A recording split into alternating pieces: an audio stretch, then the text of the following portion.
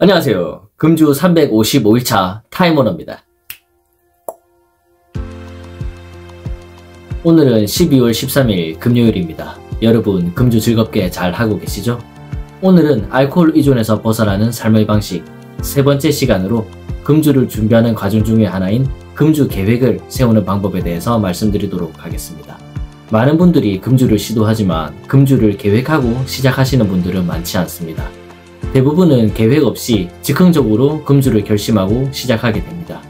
그리고 얼마 가지 못해서 금주에 실패하게 되죠. 알코올 중독자가 금주를 하게 되면 필연적으로 금단 증상과 갈망의 어려움을 겪게 되는데요. 금주 계획을 세움으로써 금주 이후에 발생할 어려움에 대해서 미리 예측하고 대응 방안을 준비할 수 있습니다. 금주 계획은 치료 계획과 활동 계획으로 나눌 수 있습니다. 치료 계획은 알코올 중독을 어떤 방법으로 치료할지에 대해서 계획을 세우는 것이고, 활동 계획은 금단 증상이나 갈망, 기타 어려운 상황에 직면했을 때 어떻게 대처할지에 대해서 계획을 세우는 것을 말합니다. 먼저 치료 계획을 세워야 하는데요. 본인의 중독 정도를 파악하고 본인에게 맞는 치료 방법을 선택해야 합니다. 중독의 경중에 따라서 자가 치료를 할지 병원 치료를 할지 결정을 해야 하는데요. 보통은 병원에 가는 것이 꺼려지기 때문에 자가치료를 하는 것이 편하겠지만, 만약 금주를 실패한 경험이 많거나 중독의 정도가 심한 경우에는 병원 치료를 고려해야 합니다. 금주 계획을 세우는 궁극적인 이유는 금주 초기의 금단 증상을 효과적으로 극복하기 위해서입니다. 알코올 중독은 질병이기 때문에 중독의 정도가 심할수록 의지만으로 극복하기는 어렵습니다. 특히 중독의 정도가 심한 경우에는 경련이나 진정선망과 같은 금단 증상으로 위험한 상황에 처할 수가 있기 때문에 본인의 중독 정도를 잘 파악해서 본인에게 맞는 치료를 선택해야만이 금주 실패를 줄일 수가 있습니다. 다음으로 활동 계획을 세워야 합니다. 중독의 길에서 회복의 길로 가는 과정이 순탄하지만은 않습니다. 우리 몸이 회복되는 과정에서 금단 증상을 겪게 되고 지속적으로 술에 대한 갈망도 느끼게 됩니다. 기분이 다운되고 감정 조절이 안되고 쉽게 화가 나기도 하죠.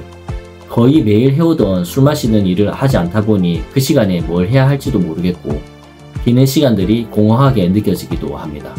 그리고 주변에는 온통 술을 좋아하는 사람들 뿐이라서 술 유혹도 끊이질 않습니다. 금주를 하게 되면 이렇게 다양한 어려운 상황에 마주치게 되는데요. 이러한 상황에서 어떻게 행동할지 미리 대응 방안을 계획해보는 것은 상당한 도움이 됩니다.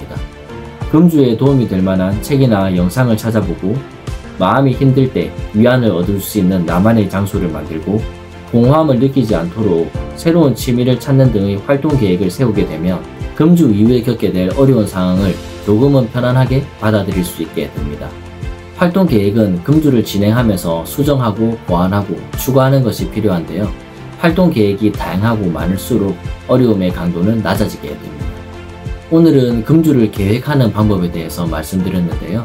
이 과정은 나 자신을 알아가는 과정이기도 합니다. 내가 어떤 상태에 있는지, 내 성향이 어떤지, 어떨 때 힘들어하는지, 무엇을 좋아하는지 스스로에게 질문하고 답하는 과정을 통해서 지금까지 몰랐던 나의 모습을 알아가게 됩니다. 금주를 통해서 자신을 성찰하는 기회를 갖게 되는데요.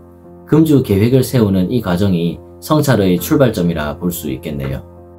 2024년이 보름 정도 남았습니다. 금주 계획 잘 세우셔서 2025년 새해에는 술 없이 건강한 한 해를 만들어 보시길 바라겠습니다. 오늘 영상은 이것으로 마치겠습니다. 금주 함께하면 외롭지 않게 얼마든지 즐겁게 할 수 있습니다. 우리의 금주를 응원합니다.